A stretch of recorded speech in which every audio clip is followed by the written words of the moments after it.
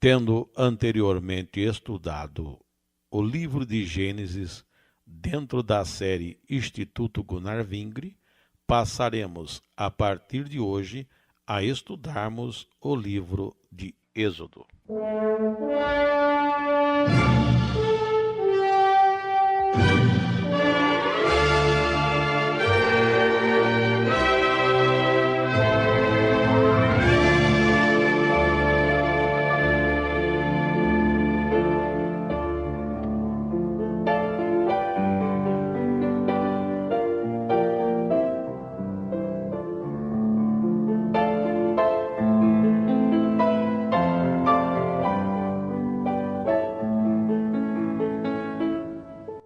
Neste estudo de hoje, damos a abertura ao estudo de mais um livro da Sagrada Escritura, o livro de Êxodo, tendo concluído o livro de Gênesis, onde temos os primeiros ensinos, os germes das doutrinas ou dos pontos doutrinários, as primeiras histórias, concluindo isso com Deus elegendo uma família em Abraão, em Isaac, depois em Jacó, este que teve o seu nome trocado para Israel, e agora esta família em Gênesis foi deixada no Egito.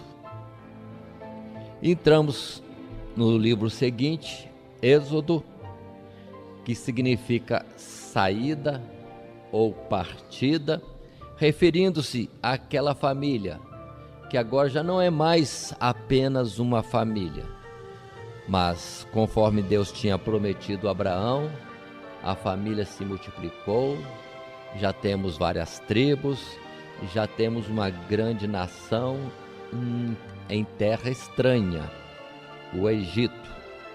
E Deus os conhece, e Deus os visita, e no tempo já definido por Deus, conforme falou com Abraão no capítulo 15, Deus vai tirá-los da terra do Egito, conduzindo-os através de uma terra hostil, o deserto do Sinai, para por fim colocá-los na terra prometida.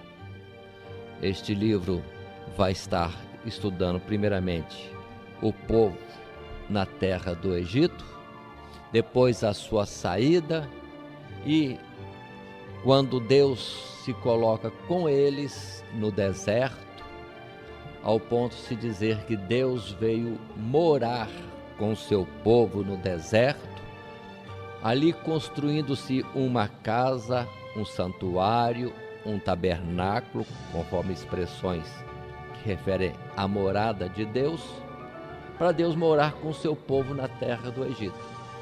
Assim é toda a história ou registro do livro de Êxodo, que será continuado depois em Levítico, como servir a Deus, como chegar a Deus com as ofertas e etc.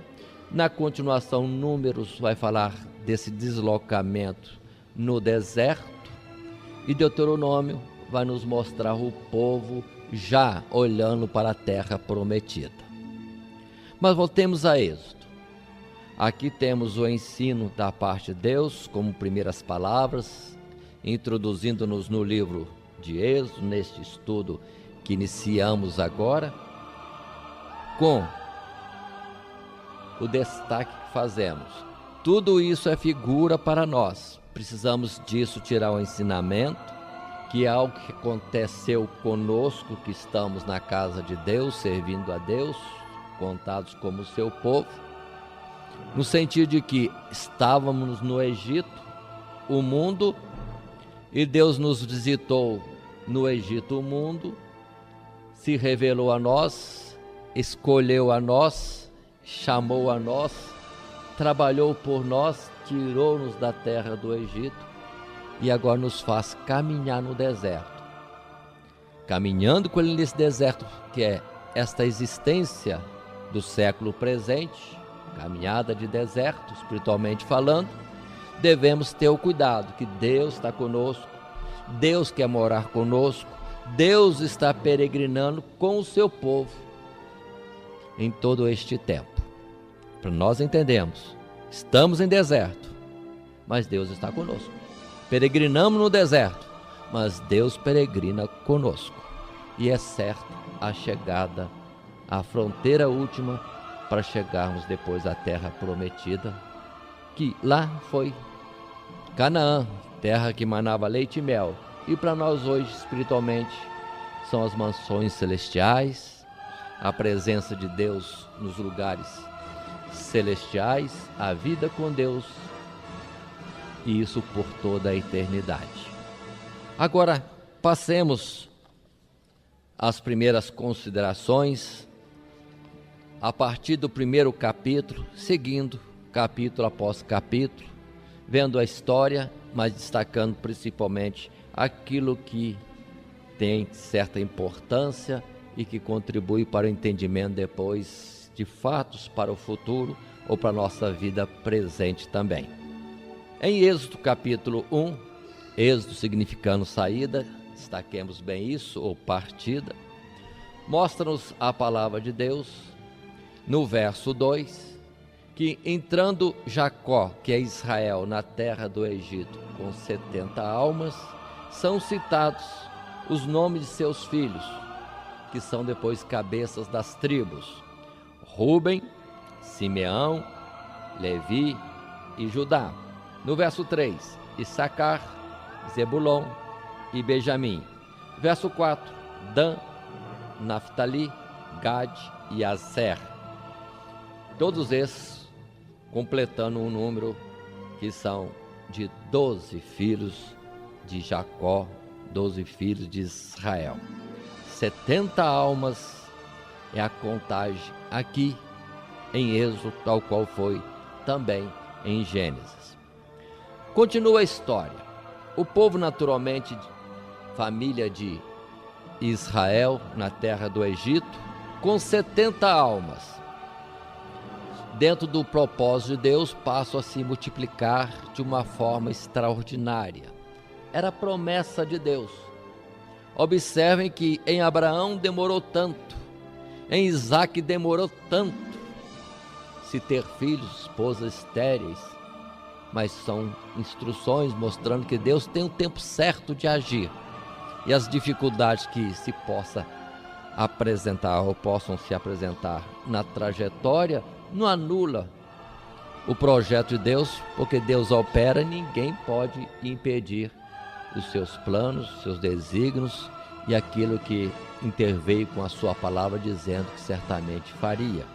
Em Jacó, 12 filhos, que bom, multiplicando-se, mas é agora na terra do Egito que a multiplicação é grande.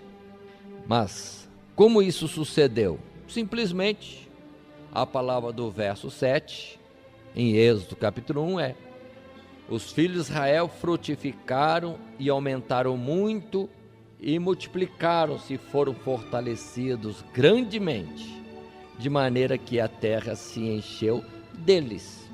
Propósito de Deus, tempo que isso seja realizado. Na continuação, vamos ver, entretanto, que se a família de Israel entrou no Egito como salvadores, como a bênção para o povo do Egito, dando-lhes pão ou forma de escapar da morte pela fome, sendo José chamado Salvador do mundo, passando-se os tempos, veio por fim um dirigente da terra do Egito, e o título dos dirigentes da terra do Egito sempre é Faraó. Teremos muitos homens com nomes diversos, mas o título é um só, Faraó. E o Faraó, de um certo tempo, não conheceu a José e observou que o povo de Israel multiplicava-se, fazia-se numeroso e estava mesmo chegando a ser mais poderoso do que o próprio Egito. E teve o propósito de impedir a multiplicação do povo. indo naturalmente contra o plano de Deus. Mas Deus permite essas coisas acontecerem para depois se revelar ao seu povo e ao Egito. Enfim, entendamos, o propósito de Deus é se revelar ao mundo como um verdadeiro Deus. No verso 10, encontramos o raciocínio expresso de Faraó, quando ele diz: eia, usemos sabiamente para com ele, com o povo de Israel, para que não se multiplique. Qual o temor do Faraó? Continua o verso 10. Aconteça que, vindo guerra, ele também se ajunte com os nossos inimigos. Primeiro temor.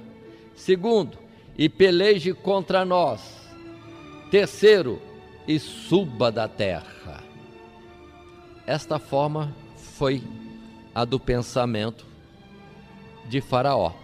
Impedir a multiplicação para o povo não continuar poderoso e até mesmo juntando-se com inimigos, já que não era gente daquela terra, eram estrangeiros ali, e por fim fosse embora. E começa o processo da opressão. No verso 11, nos diz a palavra que os egípcios puseram sobre eles maiorais de tributos para os afligirem com suas cargas. O povo de Israel é afligido com serviço. E diz a palavra no verso 11 que edificaram a Faraó cidades de tesouros, Pitom, Ramessés. E quem conhece a história sabe muito bem que essas cidades foram cidades famosas e grandes no Egito, sustentáculo do poderio egípcio no passado. Continua a palavra ainda dizendo no verso 13 que, apesar deles fazerem isso, colocarem carga para o povo de Israel, o povo de Israel continuava a multiplicar-se, e mais cresciam ainda com a opressão. O verso 13 diz que apertaram um pouquinho mais, fizeram os filhos de Israel servir com dureza, mais dureza. Continua a palavra no verso 15, que não conseguindo diminuir o número do povo de Israel com a opressão de serviço e com serviço duro, partiu então o Faraó para o fato de que as hebreias, ao terem seus filhos, que os meninos fossem mortos. Verso 15, quem deveria agir nesta forma? As parteiras, e a palavra diz: e o rei do Egito falou às parteiras das hebreias, das quais o nome de uma era Sifrá e o nome da outra Puá.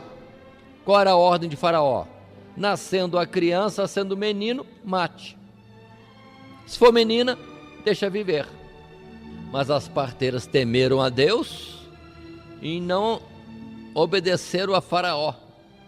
E com isso a multiplicação do povo de Israel continuou na terra do Egito. Observe, serviço com dureza, as parteiras com ordem de matar as crianças, mas nada disso impediu de Deus abençoar o seu povo. E por último, no verso 22, a ordem agora é diretamente para os israelitas. Eles mesmos é que deveriam estar lançando no rio os seus filhos homens, masculinos, guardando somente as meninas, as filhas, mas os meninos deveriam ser lançados na terra do Egito. Aí está a exposição do primeiro capítulo, aperto, sobre o povo de Israel na terra do Egito. Imaginem os irmãos, cada um considere consigo mesmo viver num ambiente de uma dureza tal, de uma ordem tão desumana. Imaginem cada um de nós vivendo no Egito, em que os nossos filhos estão condenados à morte ao nascerem.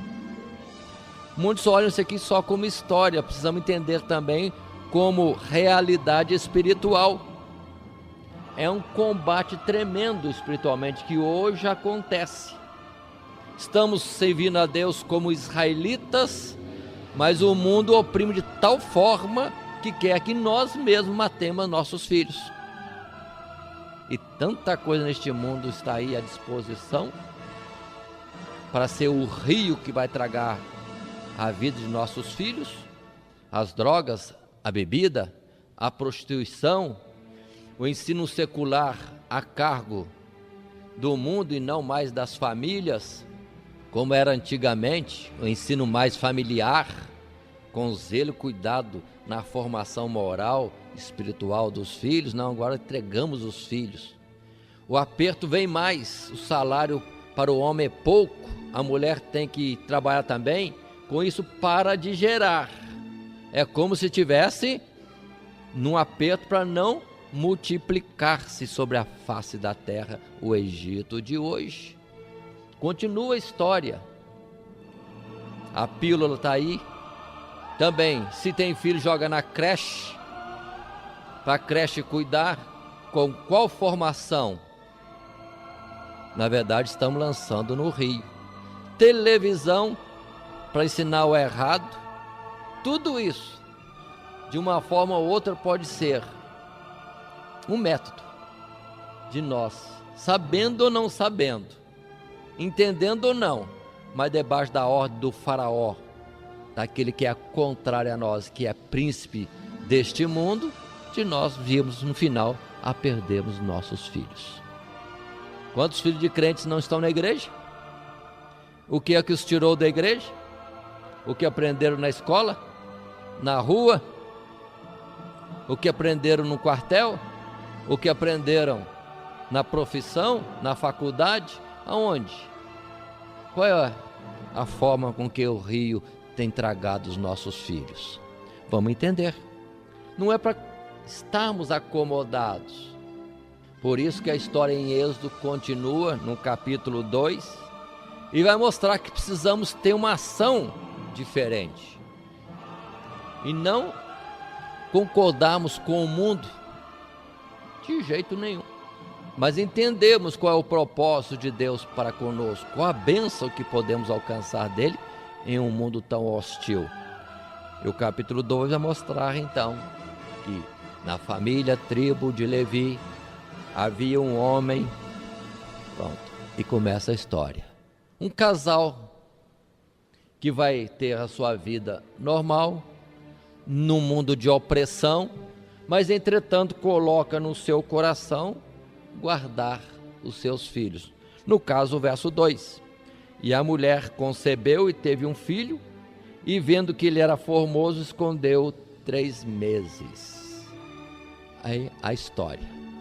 Alguém que não concorda, alguém que ama mais o filho do que teme a ordem opressora. E assim segue a história que nós conhecemos, dos pais que têm cuidado com a criança, não podendo esconder mais, coloca num cesto, no abrigo, coloca assim no rio, mas não para a morte, mas para a vida. E qual de nós que pode ter seu filho fora deste mundo? Não tem jeito.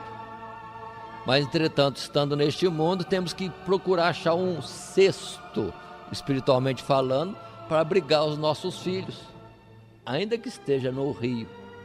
E a sequência histórica aqui: a criança no cesto, protegido, estando como que levado pelas águas do rio, tudo calculado, tudo planejado, tudo na expectativa de bênção de Deus.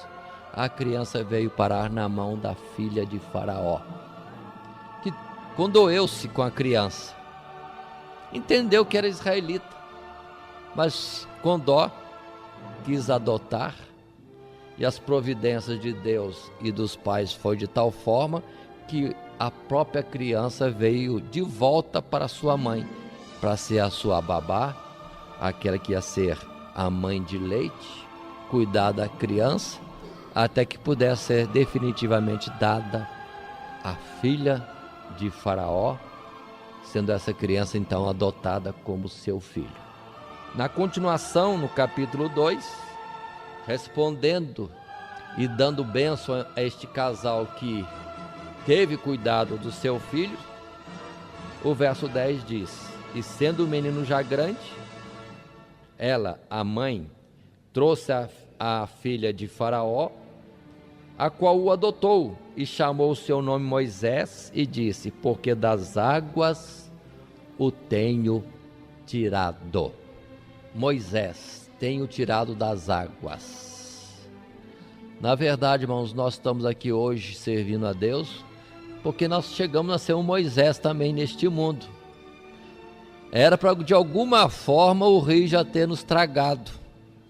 Entretanto, Deus propiciou algum jeito para que pudéssemos ser escapes e pudéssemos ter continuidade de vida, sendo israelita, e podemos crescer na terra do Egito.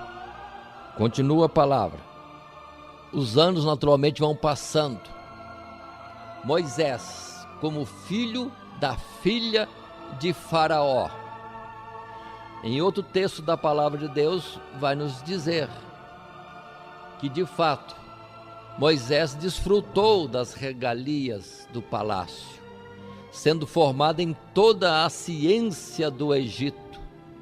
Não era formado, não era um estudante comum, mas era filho da filha de Faraó, formado no palácio, estudando as coisas próprias daqueles que eram, talvez numa colocação nossa, possíveis herdeiros do Faraó, talvez contado como herdeiro do trono do Egito. E Moisés cresce desta forma, poderoso na terra do Egito. Digo isso, destaco essa expressão, para nós colocarmos o verso 11, quando diz que apesar de toda esta glória e toda essa ciência, o verso 11 diz: e aconteceu naqueles dias que, sendo Moisés já grande, saiu a seus irmãos e atentou nas suas cargas, e viu que um varão egípcio feria a um varão hebreu de seus irmãos. Paremos. Moisés atenta que pertence ao povo de Israel, a sua origem é Israel. Aí cumpre-se a palavra que está em Hebreus, no capítulo 11, que ele preferiu se colocar do lado do povo israelita do que aproveitar as vantagens do Egito, a posição de filho da filha de Faraó. E vai ver seus irmãos, atentam no trabalho forçado deles, e observa também que um egípcio feria a um hebreu de seus irmãos, um egípcio e um hebreu, ou israelita, e o seu coração se move em favor do hebreu. O verso 12 descreve desta forma a sua ação ao dizer: e olhou a uma e outra banda, e vendo que ninguém ali havia, feriu o egípcio e escondeu na praia. Pronto, tomou partido, revelou seu coração, era a favor dos israelitas.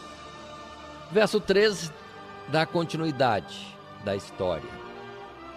Tornou a sair no dia seguinte, e eis que 2 varões hebreus contendiam, e disse ao injusto: porque feres o teu próximo? Observe, irmãos entre si, esperava-se que não houvesse esse caso, mas que resposta ele tem? Verso 14, alguém diz para ele: quem te tem posto a ti por maioral e juiz sobre nós? Atente para essa pergunta: quem te tem posto a ti por maioral e juiz sobre nós? Pensas matar-me como mataste o egípcio?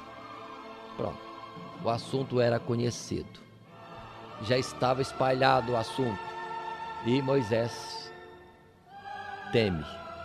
O fato que ele fez do livramento de um israelita já estava espalhado. Certamente um dia chegaria ao ouvido de Faraó. Paremos um pouco, entretanto, nessa pergunta que destaquei. Quando o israelita ou hebreu faz esta pergunta: quem te tem posto a ti por maioral e juiz sobre nós? Esta palavra parece simples assim, entretanto devemos comparar com Atos dos Apóstolos capítulo 7, quando Estevão, lá na frente, vai mostrar que até esse fato por Deus também é colocado como figura. Aquele que era irmão, quer atuar a favor dos irmãos, não é compreendido nem aceito e é rejeitado. Falando a palavra desta forma, do próprio Senhor Jesus, que era irmão de todos nós, ainda que o Criador, mas se fez irmão nosso, e veio ao nosso encontro para nos trazer a bênção, o livramento, mas é rejeitado pelos seus. Moisés é rejeitado. Aquele que tinha a chamada para ser o libertador é rejeitado pelo seu povo. Assim Jesus também, que em tudo era o libertador de Israel, foi rejeitado também no seu devido tempo. Aquela palavra que temos em João, capítulo 1, veio para o que era seu e os seus não o receberam. Por isso que Isaías também diz assim: a quem se manifestou o braço do Senhor? Muitos não entenderam. A luz se manifestou no mundo, mas os homens não entenderam a luz e preferiram as trevas. Mas a palavra continua, ainda que um ponto aqui ou outro ali temos estas figuras, a história continua em Moisés, que no verso 15, 16 e versos seguintes desse capítulo 2, vai mostrar que Moisés foge da terra do Egito. O assunto já estava no conhecimento de Faraó. Faraó já buscava a Moisés para matá-lo e Moisés simplesmente foge. E na sua fuga vai para o deserto de Sinai, região entre o Egito e Canaã, no meio do povo midianita. Quem é o povo midianita? Justamente um dos descendentes de Abraão. Também Midian, no tempo de Abraão, foi filho de Abraão no seu segundo casamento, e agora já é um povo no deserto. E Moisés se recolhe para lá, e lá vem acabar na casa de alguém chamado Reuel, no outro lugar chamado Jetro, que é sacerdote em Midian. Vem morar na sua casa, vem receber uma das filhas do sacerdote Reuel como sendo sua esposa, no caso é Zípora, e o verso 22 do capítulo 2 vai dizer que esta Zípora teve um filho, e ele, Moisés, chamou o seu nome Gerson, porque disse: peregrino foi em terra estranha. Teve Moisés somente este filho? Não. Moisés teve também outro filho, mas por alguma razão não foi citado aqui no capítulo 2 e nos outros capítulos seguintes, próximos. Nós vamos encontrar a citação da descendência de Moisés tão somente lá no capítulo 18, nos versos 3 e 4. É quando vamos encontrar a citação outra vez de Gerson, porque diz assim, que Moisés teve 2 filhos, verso 3, dos quais um se chamava Gerson, porque disse: eu fui peregrino em terra estranha. E o verso 4 que diz: e o outro se chamava Eliezer, porque disse: o Deus de meu pai foi minha ajuda e me livrou da espada de Faraó. Então Moisés teve 2 filhos, Eliezer e Gerson. Na sequência de ordem de nascimento, Gerson e Eliezer, peregrino na terra e também aquele que foi livre da espada de Faraó, por bondade, por atuação misericordiosa de Deus. Deus ajudou. Mas continuemos, voltando agora ao capítulo 2, no seu final. Nós vamos encontrar em algum lugar a citação de que Moisés ficou na terra do Egito, na posição privilegiada no palácio, por cerca de 40 anos. Depois vai para o deserto e habita no deserto por cerca de 40 anos. Como deve estar o povo de Israel na terra do Egito? Já são um total de 80 anos. Um tempo de vivência do ser humano, considerando o Salmo 90, que a vida é de 70 anos e alguns podem alcançar um pouco mais. E a opressão continuava. Mas no final do capítulo 2, é que vai dizer no verso 23, que Faraó no Egito, naturalmente Faraó da perseguição, morreu, mas o povo estava em aperto, e o verso 24 diz que clamando eles a Deus, ouviu Deus o seu gemido, e lembrou-se do seu concerto com Abraão, Isaque e com Jacó. E o 25, e atentou Deus para os filhos de Israel, e conheceu-os Deus. Façam mais uma pausa. Deus esqueceu para agora se lembrar? Muitas vezes nós temos citações na Bíblia que é um linguajar não real, é mais a nossa literatura, são os nossos vocábulos expressando alguma coisa que não chega ao ponto da realidade de Deus. Deus nunca se esquece para um dia ter que se lembrar.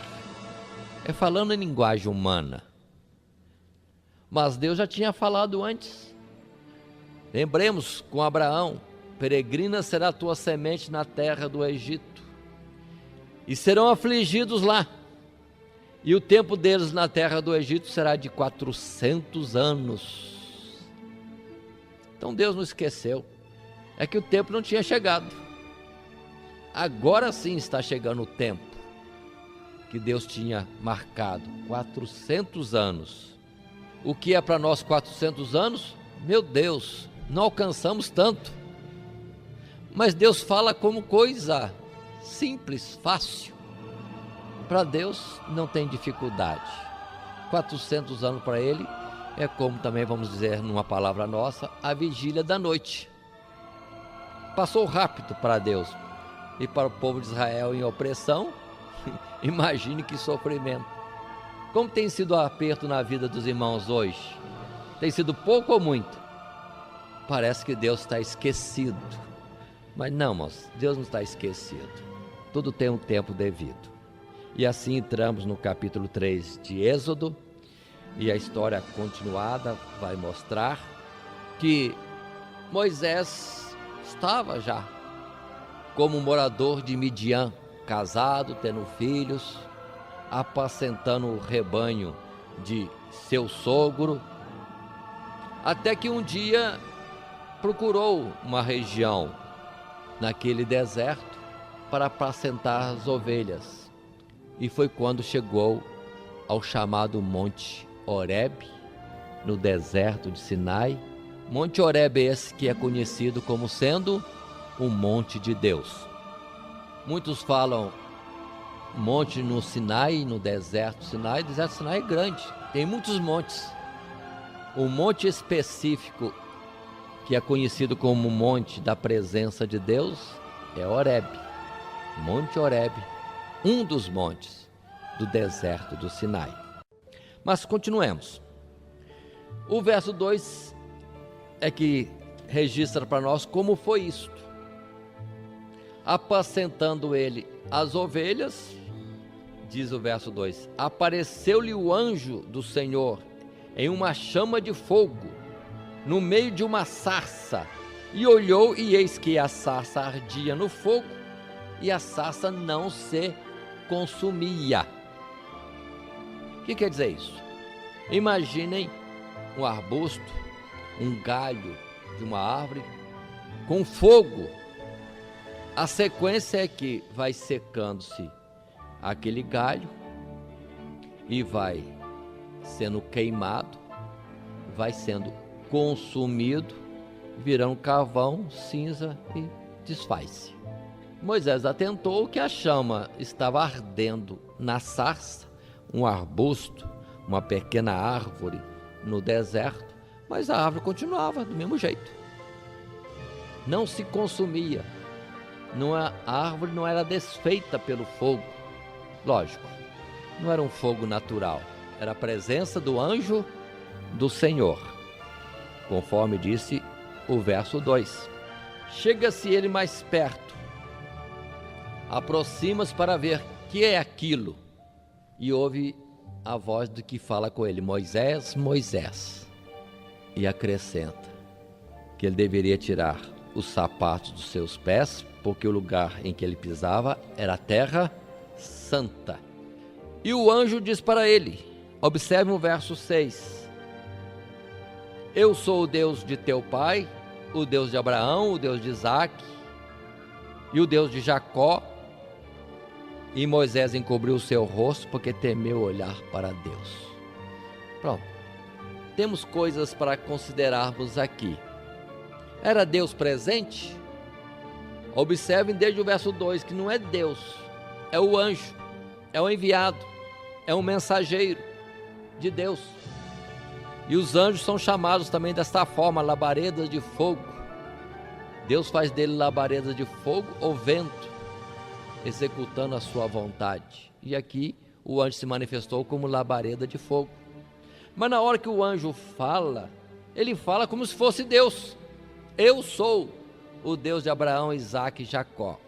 Precisamos ter essa compreensão dentro das Sagradas Escrituras. É o anjo que fala, não é Deus. Mas o anjo estava sendo enviado por Deus, então na verdade falava representando Deus. Ele veio na autoridade do que o enviou. Ele trazia as palavras de Deus. E as palavras de Deus são essas: eu sou o Deus de Abraão, Isaque e Jacó. Deus se apresenta a Moisés desta forma, como Deus de seus pais. Moisés não conhecia? Certamente conhecia a história. Como? Não sabemos. Será que no tempo em que a mãe de Moisés o amamentava foi o tempo de ensinamento e ele guardou isso? Não entendemos. Mas sempre temos a providência de Deus para que isso aconteça. Outro ponto que quero destacar, essa expressão: tira os sapatos dos teus pés, porque a terra é santa. Irmãos, neste mundo não existe uma terra santa, um lugar santo, um objeto santo que mereça alguma veneração. Essa forma de dizer é que a presença de Deus faz com que aquilo ali seja santo. Não é a terra que é santa, é a presença de Deus ali que torna tudo especial. Se Deus se retirasse, era terra como outra qualquer. Mas este ensinamento, esta exigência, tira os sapatos dos teus pés, é como uma observação. Na presença de Deus temos que nos descalçar, no sentido de não apoiar em nada, é em Deus. Tem muitos outros significados dessa expressão. É retirarmos de nós aquele que possa ser o nosso apoio, nossa caminhada. Agora o assunto é diretamente com Deus.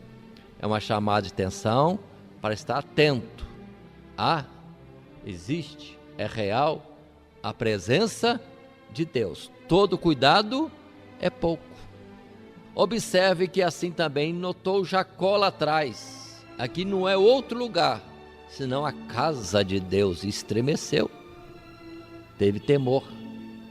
É o que nós precisamos entender, não quando entramos em quatro paredes que vem se chamar templo, igreja, como sendo um lugar especial. Mas se viemos comparecer à presença de Deus, se entendemos que Deus se faz presente aqui, então todo cuidado é pouco.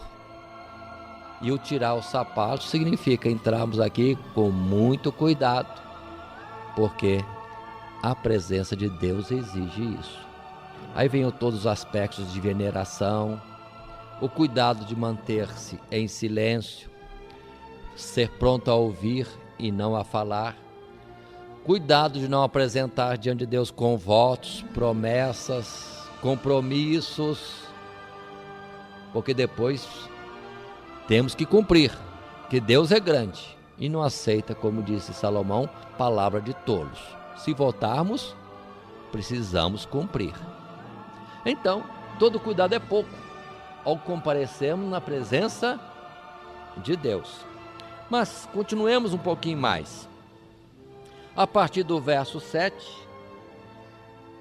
Deus vai explicar para Moisés que o povo lá no Egito continua em opressão, o povo está clamando, que ele, Deus, reconheceu-os como descendentes de Abraão e como seu povo, e que agora iria descer até lá para livrá-los e conduzi-los à terra boa, larga, terra que mana leite e mel, conforme a promessa feita a Abraão, a terra do Cananeu, do Eteu, do Amorreu, do Ferezeu, do Eveu, do Jebuseu, citações essas do verso 8. Repito, uma parte do verso 8. Portanto, desci para livrá-lo da mão dos egípcios e para fazê-lo subir daquela terra a uma terra boa e larga, a uma terra que emana leite e mel. Verso 10, Deus fala com Moisés: vem agora, pois, e eu te enviarei a Faraó, para que tires o meu povo, os filhos de Israel, do Egito. Mais uma vez o Salmo 100 se cumpre. Foi o Senhor e não nós que nos fez povo seu e ovelhas do seu pasto. Ninguém chega a Deus. Na verdade, se hoje temos uma vida com Deus, é porque Ele primeiramente se revelou a nós e nos chamou. Nos encontrou no lugar onde antes estávamos. Mas continuemos. Quando Moisés recebe esta chamada, ou essa tarefa de tirar o povo de Israel da terra do Egito, Moisés já apresenta as dificuldades, como muitos de nós às vezes fazemos, diante do entendimento de uma vontade de Deus, achamos mais fácil enumerar as dificuldades para cumprir a vontade de Deus do que uma prontidão para obedecer. Moisés não foi diferente. Tanto assim que no verso 11, encontramos uma expressão primeira de Moisés diante da chamada de Deus. Então Moisés disse a Deus: quem sou eu?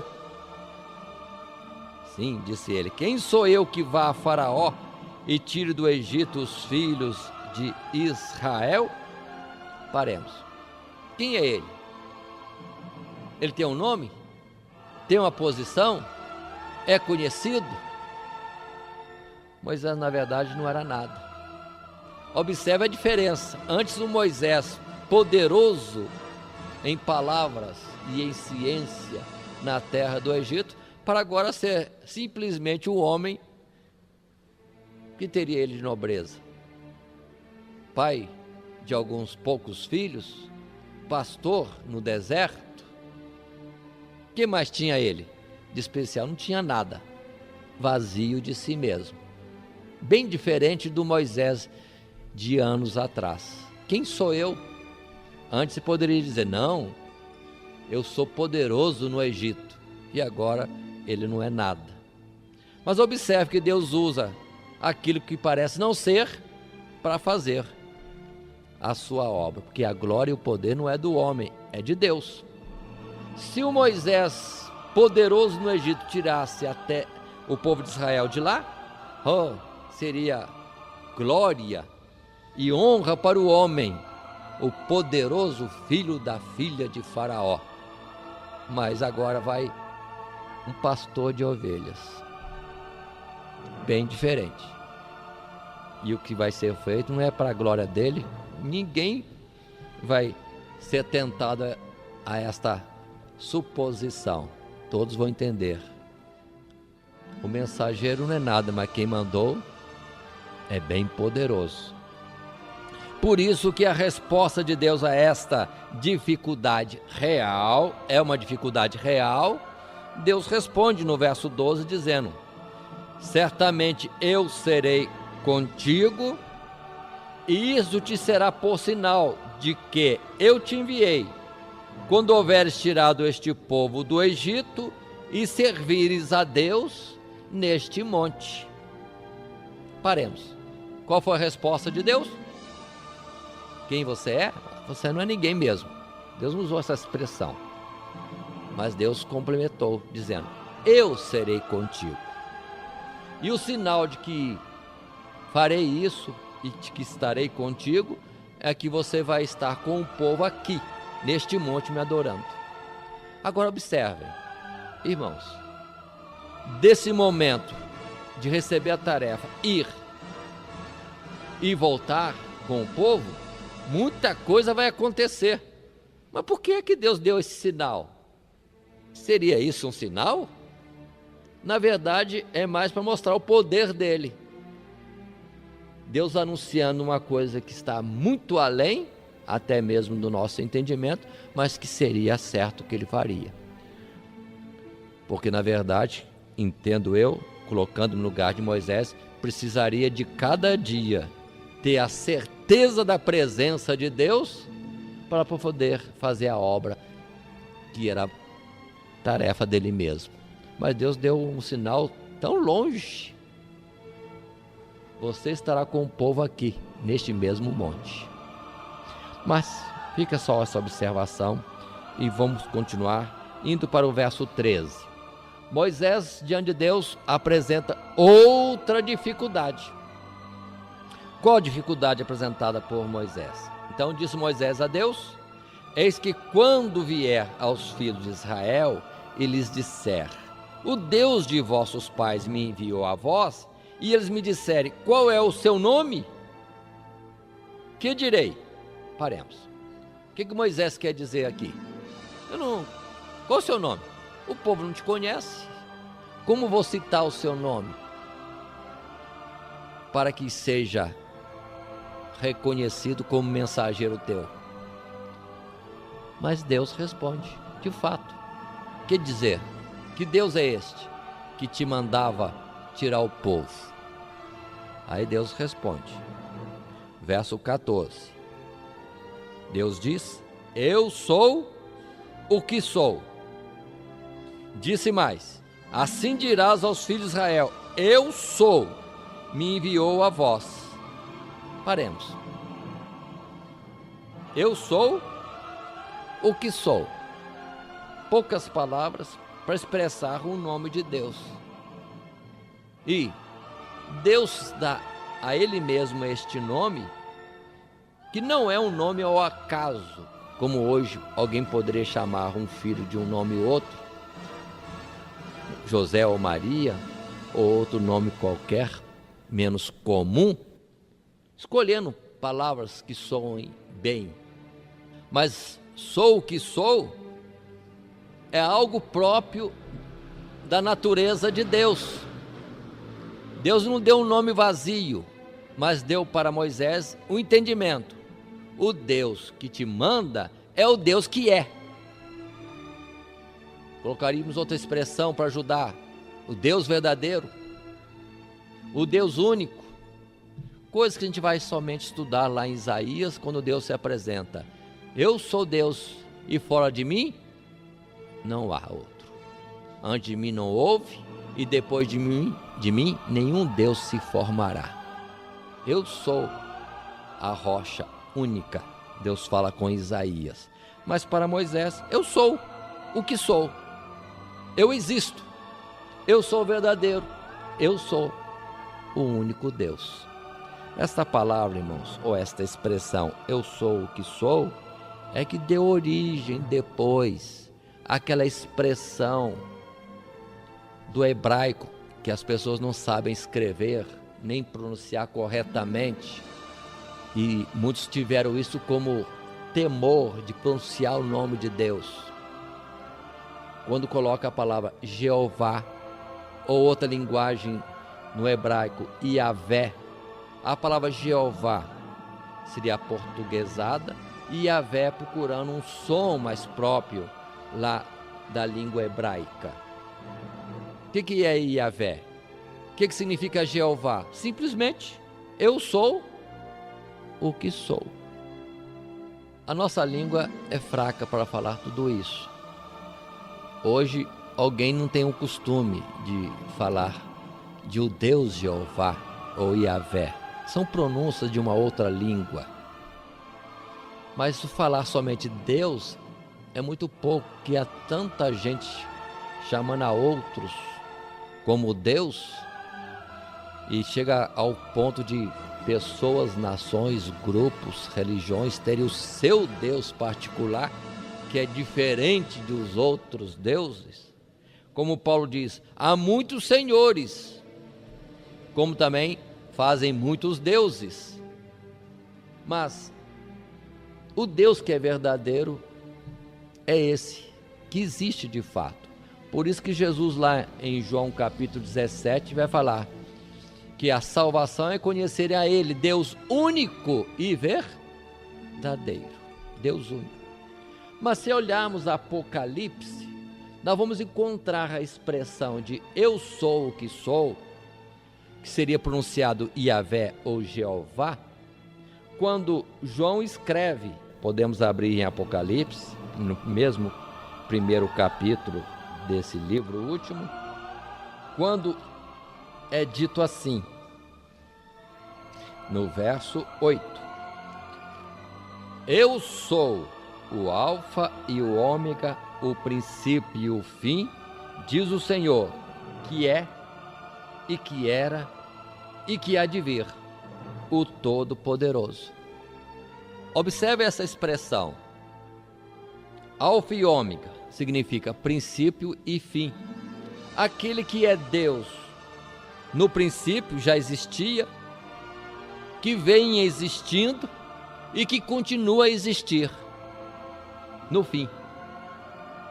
Ou, finalzinho deste verso, o Deus que é, que era e que há de vir, no sentido do Deus eterno, eterno no passado, hoje ainda existente e existirá eternamente. Esse é o nome de Deus. Isso é que significa eu sou o que sou. Outra expressão paralela a essa, podemos colocar que está em Hebreus, no sentido de que o Senhor Jesus Cristo, ou Deus, é o mesmo ontem, hoje e eternamente. O Deus sempre existente, Deus real em todo o tempo. Então observam que a expressão eu sou o que sou, simples, mas significa essa grandeza. O Deus eternamente existente, antes dos tempos e no porvir, Ele sempre será Deus. Então essa palavra é grandiosa no seu significado, ainda que poucas letras compõem esse nome. E no hebraico, Iavé. Poucas letras. Quero abrir agora um parênteses para dar uma explicação. Por que nós não usamos muito o nome de Iavé ou Jeová? Ou simplesmente o nosso Deus é o eu sou o que sou? Ficamos numa situação delicada. Conta a história de que muitos no passado tinham um respeito muito grande para escrever o nome de Deus. Aquilo que representaria eu sou o que sou.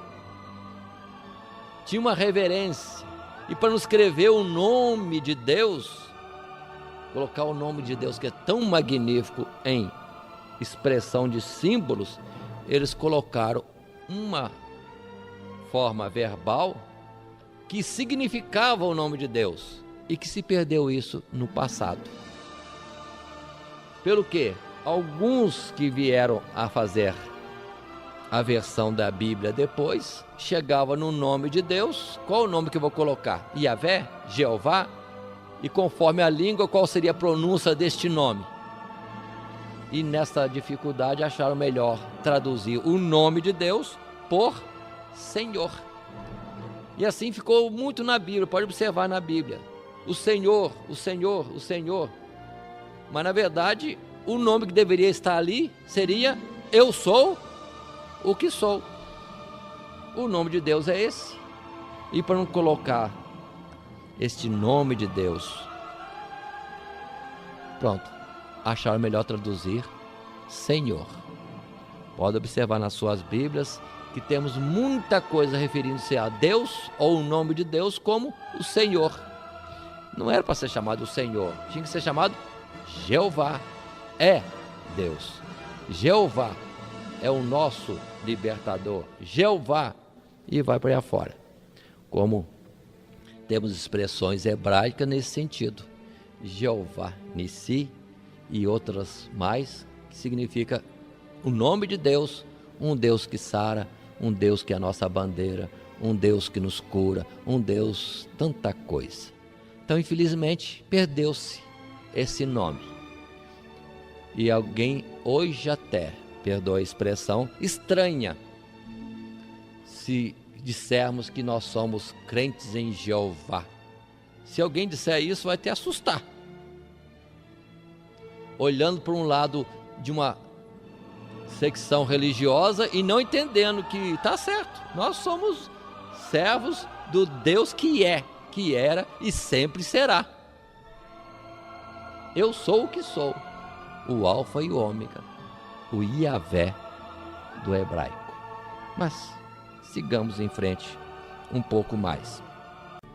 Para tirar essa dificuldade, é que nós temos mais à frente, nesse mesmo capítulo 3 e mesmo verso 6, voltando àquilo que Deus tinha dito anteriormente. Eu sou o Deus de Abraão, o Deus de Isaque e o Deus de Jacó. Observe esse particular que nós estamos destacando agora, porque Deus mesmo diz que esta forma de falar, ou se referir a ele, o Deus de Abraão, Isaque e Jacó, é uma forma conhecida e que é o seu memorial, a marca do verdadeiro Deus.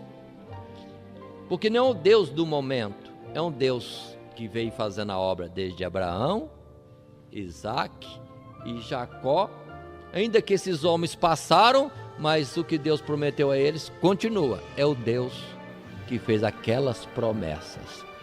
Ficou como memorial, Deus de Abraão, Deus de Isaque, Deus de Jacó.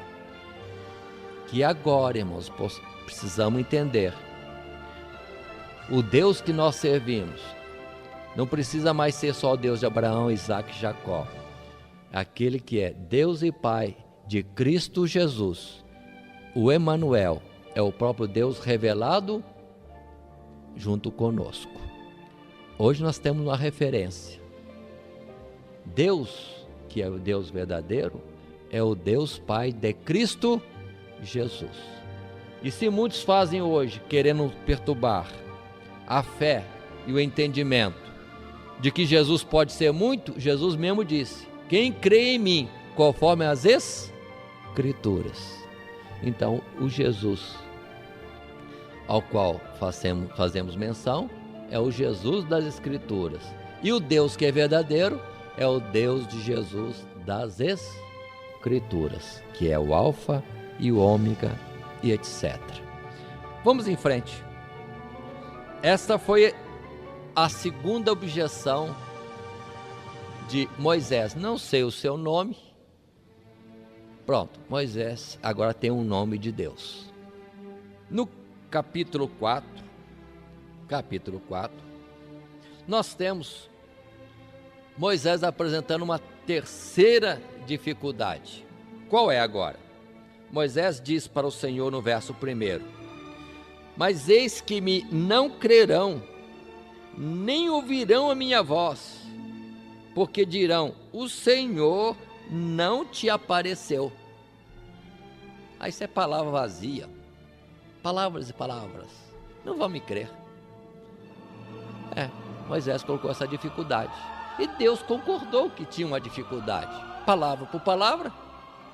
Então Deus dá a Moisés poder, capacidade em 3 sinais, descritos nesses versos seguintes, 3, 4, etc.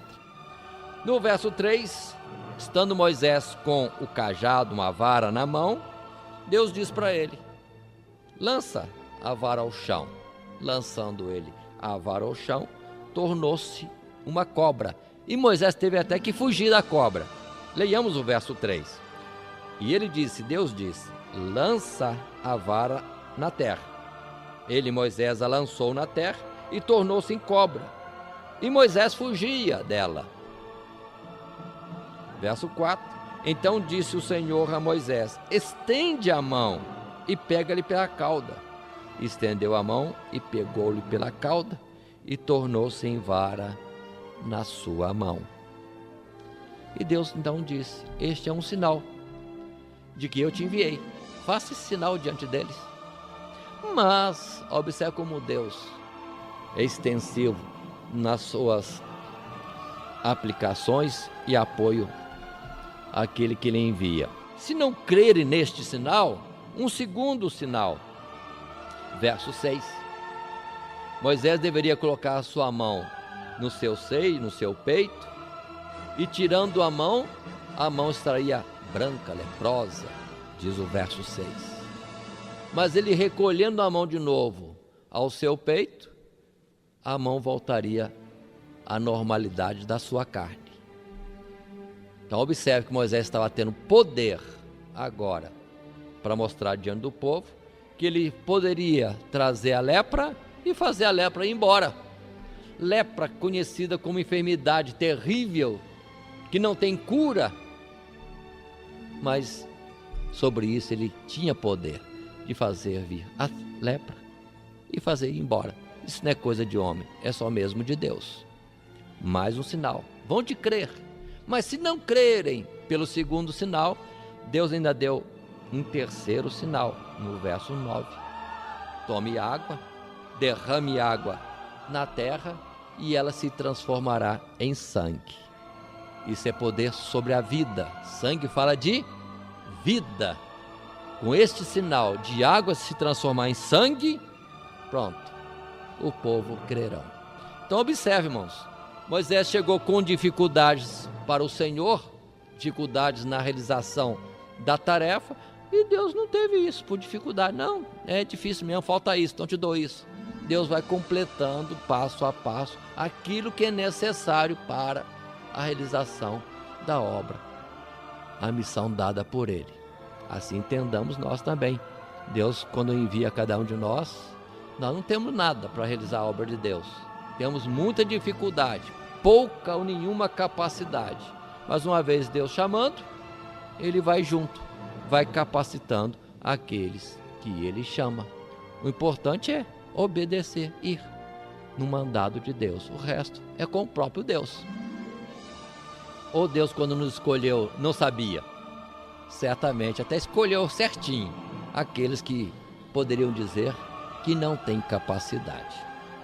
Na continuação, nós vamos ver mais uma objeção de Moisés, no verso 10, quando Moisés diz para o Senhor assim, leia o verso 10. Então disse Moisés ao Senhor: Ah, Senhor, eu não sou homem eloquente, nem de ontem, nem de anteontem, nem ainda desde que tens falado ao teu servo, porque sou pesado de boca e pesado de língua. Não sabemos onde Moisés tirou essa expressão. E muitos vão colocar depois que Moisés era gago. Aqui está dizendo que não é eloquente, é pesado de boca. Que dificuldade um homem pesado de boca, que não tem um bom vocabulário, que não tem a facilidade de conversa, de fluência de palavras, vai falar com Faraó? Deus concorda. Deus concorda. Verso 11. E responde para ele: quem fez a boca do homem? Ou quem fez o mudo? Ou o surdo? Ou o que vê? Ou o cego? Não sou eu? O Senhor, coloquemos, Jeová, o Deus de Abraão, Isaque e Jacó, o Deus que diz, eu sou o que sou, ele que dá a boca, ele que dá o ouvido, ele faz o surdo, faz o mudo, faz o que fala, faz o que vê, o que não vê. O que quer dizer com essas palavras, irmãos? Que Moisés podia ir, que Deus daria palavras, ele que faz a boca. Só para preencher mais esse aspecto, lembremos, mais à frente vamos estudar Ezequiel. Ezequiel não era pesado de boca, não. Deus o fez mudo, não tinha palavra nenhuma. Mas o profeta Ezequiel falava, só quando Deus queria que ele falasse. Então, Moisés falar, fluentemente ou não, com sabedoria, com conhecimento, achar a palavra certa, isso depende de Deus, é Ele que faz a boca. Como também quando o Senhor Jesus falou aos seus discípulos, vamos encontrar nos evangelhos, Jesus mesmo disse, quando tiveres que falar, não vamos estar treinando que vai falar, porque eu mesmo vos darei palavras e sabedoria, diante da qual não poderão parar. É o mesmo Deus, mas Deus está respondendo a ele, de que daria para ele, naturalmente, palavras para falar. Se não bastasse isso, agora vem a quinta oposição, verso 13. Deus tem paciência, né, gente? É uma paciência lógica. Temos dificuldades, e Ele sabe que temos dificuldades. Só vai nos dando o apoio, dizendo assim, isso você precisa, mas eu dou. Aquilo outro também precisa, mas também vou dar. Agora chega o momento crítico, verso 13, em que Moisés, porém, diz, ah, Senhor, envia por mão daquele a quem tu has de enviar. É uma expressão que no português não significa diretamente o que quer dizer, mas que Moisés está dizendo assim, Deus, está tudo bem, mas manda outro. Eu não, manda outro. E Deus concorda com ele? Ah, tá bom, você não quer? Tá bom, então vou procurar outro. Não, aí Deus não concorda.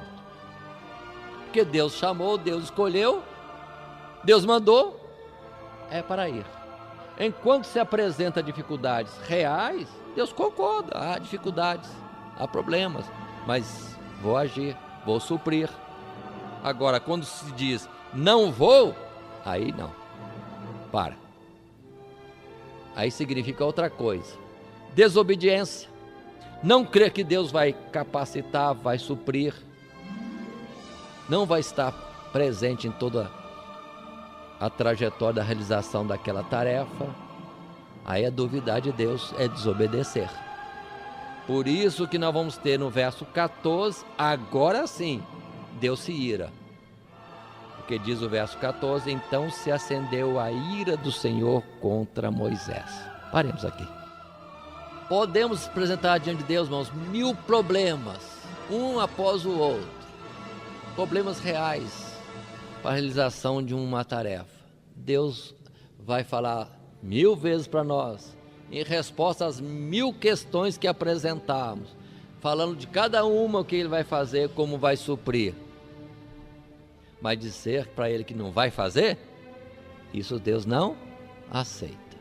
Como estamos nós, irmãos, diante das tarefas de Deus? Não temos tempo? Não tem capacidade? Não tem dinheiro? Não sei onde que é. Como que eu vou chegar lá? Nós apresentamos muitas vezes dificuldades. Não sei falar. Mas como é que eu vou falar de Jesus para ele? Não sei nem como começar.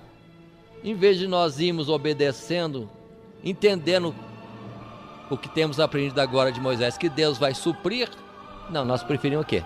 Não vou, não tem jeito, para mim isso não serve, não é a mim que ele está mandando, isso aí é engano, é o outro que está falando, é para outra pessoa essa tarefa. Na verdade, estamos sendo faltosos, estamos falhando com a ordem de Deus. Continuemos aqui no capítulo ainda 4, verso que estamos citando, 14, 15, vemos Deus dizendo para Moisés: você vai, e vou mandar contigo Arão, para te ajudar nessa tarefa. Arão vem ao teu encontro, você vai com ele e os dois falam a Faraó. E Deus orienta ele e diz aqui mesmo nesse capítulo 4 o que o espera lá. Faraó vai ouvir a mensagem? Não vai. Faraó vai permitir o povo sair? Não vai querer autorizar o povo a sair. E Deus vai endurecer o seu coração para que ele mesmo, Deus, tenha os seus sinais e prodígios multiplicados na terra do Egito, para que por fim o povo de Israel saia com uma mão forte, porque Deus quer se fazer conhecer na terra do Egito. Esta expressão é importante para nós, está no verso 21 desse capítulo 4, endurecerei o coração de Faraó, para entender, irmãos, que dependemos muito de Deus em tudo. Deus é Deus em tudo. Às vezes nós entendemos Deus só nas coisas boas e nas vitórias, mas Deus é Deus em tudo. Ele diz em certo lugar, lá em Isaías: eu crio as trevas e a luz. Ele tem o poder de dar a vida e trazer a morte. Ele pode fazer tudo. Como também em Romanos, Paulo longamente fala sobre o nosso temor para com Deus. Ele endurece a quem quer e usa de misericórdia com quem ele quer. Portanto, a nossa posição diante de Deus sempre será de temor, de muito cuidado, que está na mão de Deus a nossa vida, para vivermos ou termos perdida a vida. Faraó, ele diz: vou endurecer. Então tudo aquilo que acontecerá daqui a pouco com o Faraó é Deus fazendo, não é Faraó resistindo a Deus, mas certamente um procedimento desta forma, Deus dirigindo tudo. Continuando, nós vamos ver Moisés obedecendo por fim a Deus, indo para a sua casa, pegando sua esposa, seus 2 filhos e indo embora para a terra do Egito, para cumprir uma ordem de Deus. E aqui que temos uma palavra difícil em Êxodo, para quem lê, encontra essa palavra, não vamos fugir dela. O verso 24 diz: e aconteceu no caminho, numa estalagem, que o Senhor Deus o encontrou Moisés, ou filho de Moisés, e o quis matar. As letras são difíceis aqui, não expressam bem, mas continuando a ler vamos entender. Então Zípora, a esposa de Moisés, tomou uma pedra aguda e circuncidou o prepúcio de seu filho, e o lançou a seus pés e disse: certamente me és um esposo sanguinário. E desviou-se dele. Então ela disse: esposo sanguinário? Por causa da circuncisão. Texto difícil, não é difícil? Deus manda Moisés, mas lá no caminho lhe é contrário a ele diretamente ou ao seu filho. Mas ao mesmo tempo que Deus é contrário, Deus dá entendimento. Por quê? Porque Moisés não tinha cumprido o concerto de Abraão, Isaque e Jacó, concerto da circuncisão.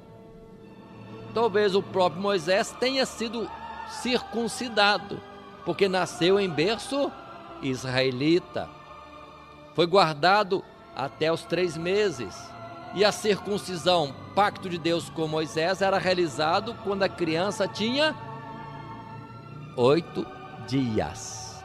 Se viveu 3 meses, então Moisés era circuncidado, estava no concerto de Abraão, Isaac e Jacó. Mas ele ia representando Deus para o Egito e seus filhos não estavam no concerto. Então é quando o mensageiro não está bem sintonizado com aquele que o enviou. E o que faltava, Deus cobra na caminhada. Mas observem, Deus cobrou e de alguma forma Deus deu entendimento. E Zípora, a esposa, corre até seu filho, circunda o filho, só que não quer mais andar com o marido. Pega os filhos e volta para Midian, para a casa de seu pai. E Moisés vai só para o Egito, esposo sanguinário, por causa da circuncisão.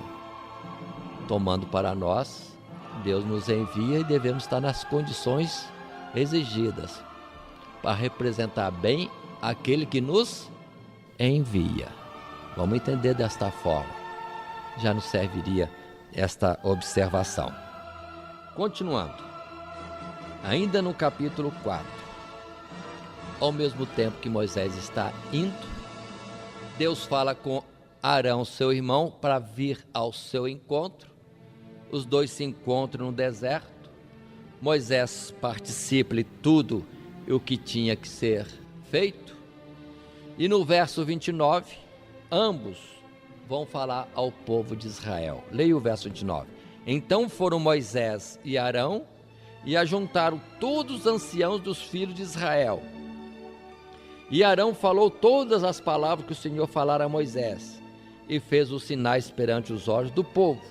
E o povo creu e ouviram que o Senhor visitava os filhos de Israel e que via a sua aflição, e inclinaram-se e adoraram a Deus.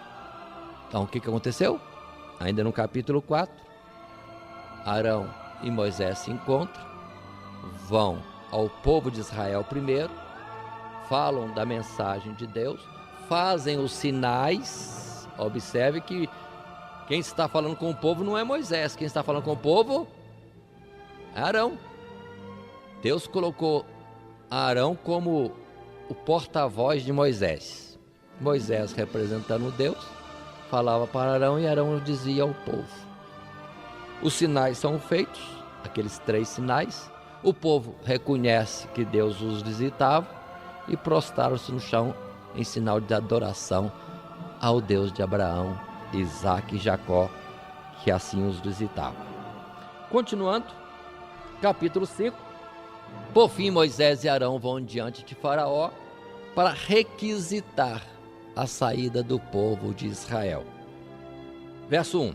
Depois foram Moisés e Arão e disseram a Faraó: assim diz o Senhor Deus de Israel: deixa ir o meu povo para que me celebre uma festa no deserto. Resposta de Faraó, verso 2. Mas Faraó disse: quem é o Senhor, cuja voz eu ouvirei, para deixar ir Israel? Não conheço o Senhor, nem tampouco deixarei ir Israel. Na verdade, nós deveríamos ler esse texto diferente, como expliquei para os irmãos. O texto deveria ser mais ou menos assim, verso 2. Mas Faraó disse: quem é o Yahvé, ou Jeová, cuja voz eu ouvirei para deixar ir Israel? Não conheço o Jeová, ou Yahvé, nem tampouco deixarei ir Israel. Porque a palavra Senhor aqui está substituindo o nome. Na versão para o português aconteceu isso, dessa substituição do nome. E Moisés explica diante de Faraó que a ordem era de Deus, que deixasse o povo de Israel ir para servi-lo no deserto, porque senão Deus feriria a terra do Egito com muitos males. Mas Faraó retruca: o povo está ocioso, está sem trabalho, Por isso que o povo quer ir para o deserto, servir a Deus. Ociosidade. Chama os que são exatores, que têm poder sobre o povo, e diz: manda o povo trabalhar. Só que agora, se até então o povo egípcio dava as palhas, o serviço leve, e o povo de Israel, pegando as palhas, fazia os tijolos, agora será diferente.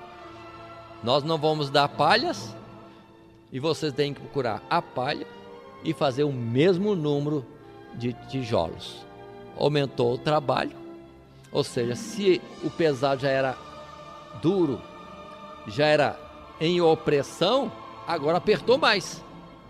Aumentou o serviço e a contagem de tijolo tem que ser a mesma, porque Faraó disse: estão ociosos, estão inventando coisa, e servir a Deus no deserto dá-lhes mais trabalho.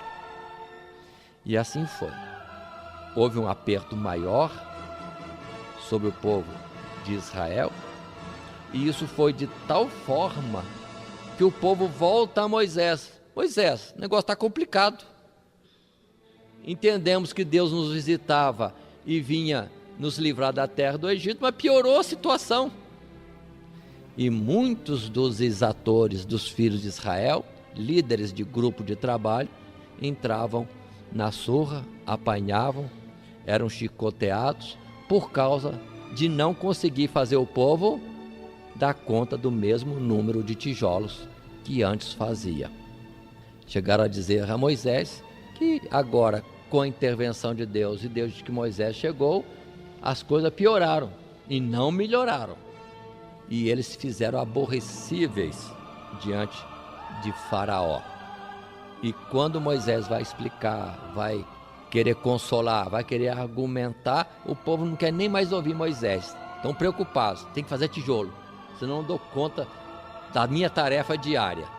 E Moisés falava, mas o povo de Israel não quer nem ouvir. Quer fazer tijolo para não entrar debaixo do chicote do povo egípcio.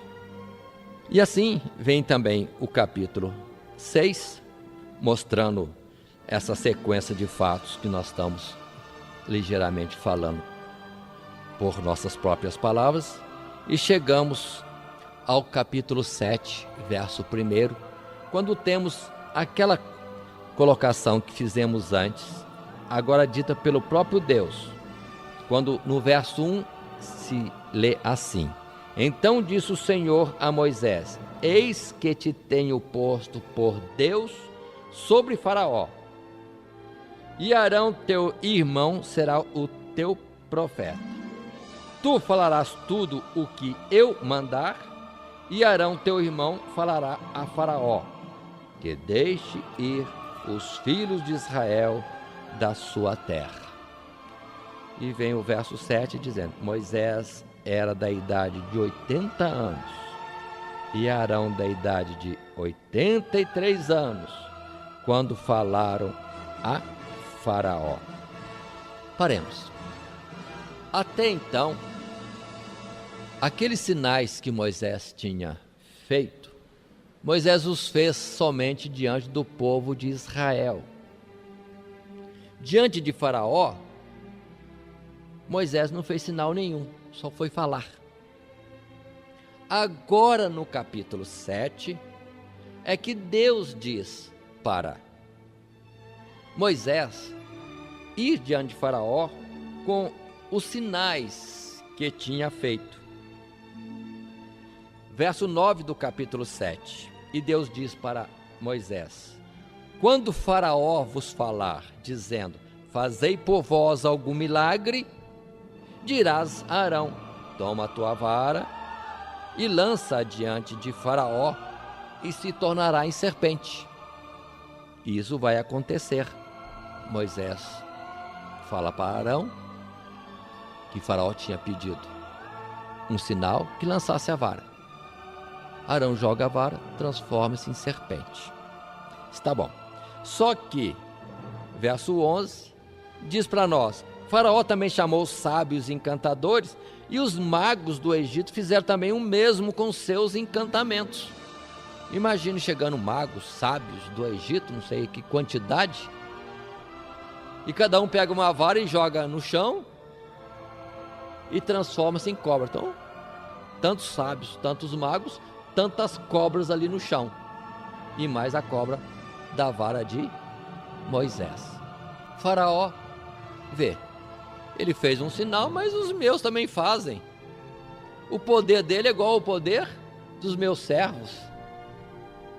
Só tem uma diferença, que a cobra que veio da vara de Moisés comeu todas as demais cobras. Já era para entender que o poder que estava em Moisés era maior do que todos os poderes dos sábios e magos do Egito. E observe, em multiplicidade, não é um a um, não. Uma cobra, várias cobras. Moisés e muitos sábios e magos. O poder de Deus certamente era bem maior. Mas observem que, fazendo este sinal, Faraó não quer ceder. Verso 32 diz que não deixará o povo sair da terra do Egito. Eu gostaria de voltar um pouquinho, ainda no capítulo 7.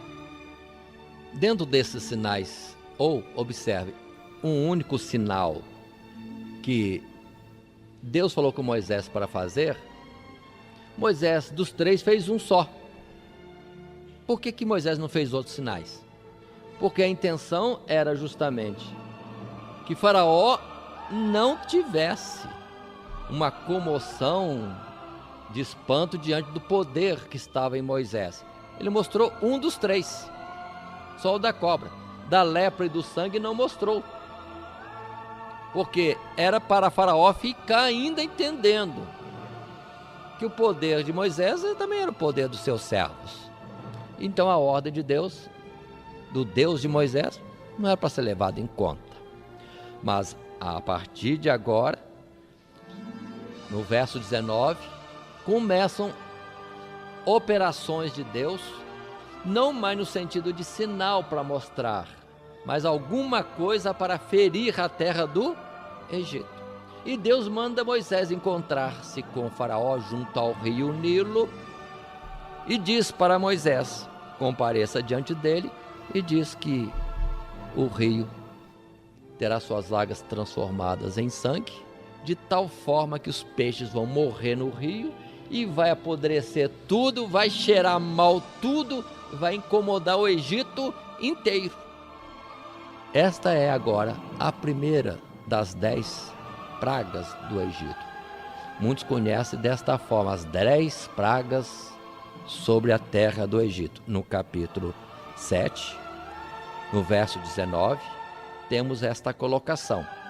E observem pelo verso 19 que a ordem é não só que a água do rio Nilo se transforme em sangue, mas toda água que tenha na terra do Egito se transforma em sangue. Leio desta forma: disse mais o Senhor a Moisés, dize a Arão, toma tua vara e estende a mão sobre as águas do Egito, sobre as suas correntes, sobre os seus rios, sobre os seus tanques e sobre todo o ajuntamento das suas águas, para que se tornem sangue, e haja sangue em toda a terra do Egito, assim nos vasos de madeira como nos de pedra. Imagine algo assim. Vão ao tanque, água, e não é mais água, é sangue. Vão ao pote beber água, não é mais água, é sangue, em toda a terra do Egito. Faraó vê aquilo, observe que não foi colocado como sinal, porque isso seria sinal antes, agora já é para ferir mesmo a terra do Egito. Faraó vê esse fato, chama os sábios magos, que conseguem também, de alguma água que sobrou não sei de onde, transformar a água em sangue. E pronto. Faraó endurece o coração. Transformar a água em sangue, até os meus servos fazem isso também. E ficou por isso mesmo. Mas observe a diferença que Faraó não observou. Que a ordem de Deus para Moisés e Arão é que toda a água na terra do Egito se transformaria em sangue. E os magos só fizeram o quê? Transformar um pouco de água em sangue, um pouquinho só, enquanto que toda a água do rio Nilo, dos tanques, imaginemos que tem açudes, imaginemos os potes de água, de madeira ou de metal, todos transformados em conteúdo de sangue, não mais água. E diz a palavra ainda que isso durou por 7 dias. Não foi um dia, não foi um momento, foi por 7 dias. Imagine 7 dias sem água na terra do Egito, peixes morrendo, o mau cheiro em toda a terra do Egito. Era para Faraó pensar um pouquinho, né? Um Deus que pode transformar tanta água por tanto tempo em sangue é para ser obedecido. Mas Deus diz que endureceu o seu coração, e assim foi. Nós vamos estar interrompendo o nosso estudo aqui no capítulo 7, para continuarmos depois no capítulo 8, pegando essa sequência das pragas sobre a terra do Egito. Em todas essas pragas, prodígios, maravilhas operadas por Deus, dando ele ordem para que isso acontecesse à palavra de Moisés. Mas se os sinais prodígios eram grandes, entretanto Deus sempre endurecia o coração de Faraó para que ele não deixasse o povo de Israel sair. E com isso Deus ia mostrando o Deus que tem poder sobre todas as formas, sobre tudo aquilo que o Egito poderia considerar como algo nobre ou algo de divindade ou poder das suas divindades, mas Deus atuava em tudo isso. Que Deus assim nos abençoe em Cristo Jesus. Amém.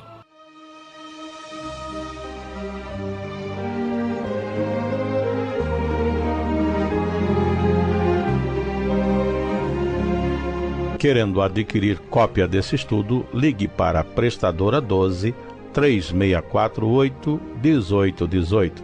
Teremos imenso prazer em atendê-los.